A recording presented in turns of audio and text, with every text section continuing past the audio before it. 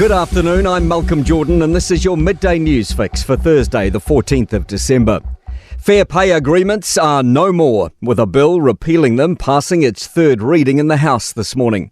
The FPAs introduced last year triggered collective bargaining if 10% of a workplace or 1,000 employees wanted it. New Workplace Relations Minister Brooke Van Velden says they were never about fairness. They forced a minority of union workers' views on all affected workers and businesses. Labour's Camilla Bellich says the people who would benefit most from FPAs are New Zealand's most vulnerable workers. Our bus drivers, our hospitality workers, our commercial cleaners, some of the people that clean this very building that we're in. And the House has been in urgency since Tuesday and has already amended the Reserve Bank Act. The Land Transport Amendment Bill has passed its first reading today. Transport Minister Simeon Brown says the scheme was flawed and has to go. Which gives effect to the National Party's commitment to ending the ute tax within our first 100 days. New Zealand's GDP fell 0.3% in the 3 months to September. It follows a revised 0.5% increase during the 3 months to June.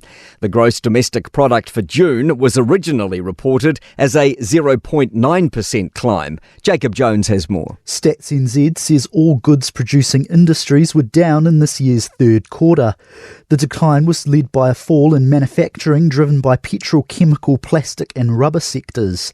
Transport, postal and warehousing were also down, with fewer goods exported in the quarter.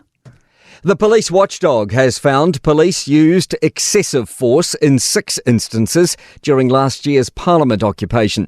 The IPCA has ruled spraying protesters with a fire extinguisher, pushing a woman to the ground and deflating protesters' tyres wasn't justified. Police accept the findings, saying there are lessons to be learned. Deputy Commissioner Jevon McSkimming says the protests marked one of the most significant policing challenges in decades. He says officers faced an unprecedented level of violence and vitriol. He says overall, they exercised an extraordinary amount of restraint. Kiwi Rail's been left high and dry after the government decided to scrap Cook Strait ferry upgrades. Work was already underway for new ferries and port infrastructure, but Finance Minister Nicola Willis says it's now too expensive after blowing out to over $3 billion. Chief Executive Peter Reedy says they need to go back to the drawing board. This is the most complex marine engineering project in New Zealand. And I think we've got to ask ourselves, who's funding this going forward? The livestock export chair says he believes banning livestock exports cost the economy nearly $500 million and is delighted the government's talking about reversing it. An independent review showed live exports could damage our reputation for animal welfare. To sport, the return of Michaela Sokolic-Beatson and the selection of the uncapped Amorangi Malasala headline the Silver Fern squad for next month's Nations Cup netball tournament in England. Golfer John Rahm has decided to avoid public events until February after agreeing to jump from the PGA Tour to the Saudi-backed LIV circuit.